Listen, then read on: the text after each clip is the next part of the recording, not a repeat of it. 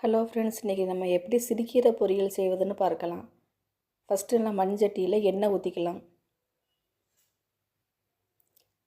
எண்ணெய் நல்லா காஞ்சதுக்கப்புறம் கடுகு உளுந்தம் பருப்பு போட்டுக்கலாம்.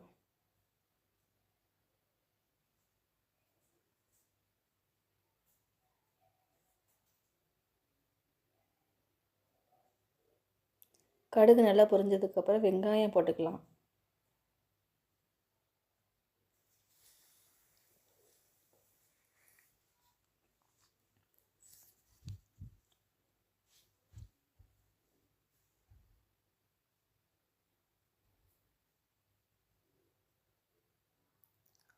உப்பை ஆட் பண்ணிக்கலாம். அப்போ தான் வெங்காயம் சீக்கிரமாக வதங்கும்.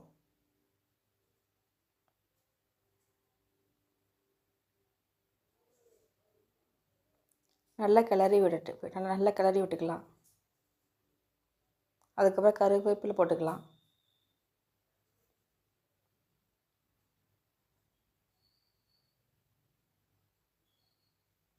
அதுக்கப்புறம் நறுக்கி வச்சுருந்த சிறுகீரை நல்லா கழுவிட்டு அதில் ஆட் பண்ணிக்கலாம்.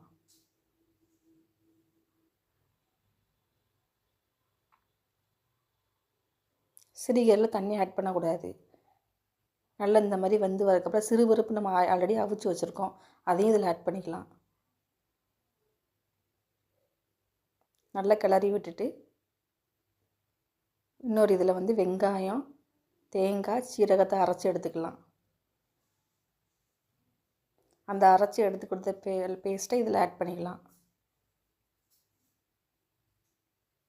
நல்லா கிளறி விடணும். இப்போ நம்ம சிறுகீரை பொரியல் ரெடி.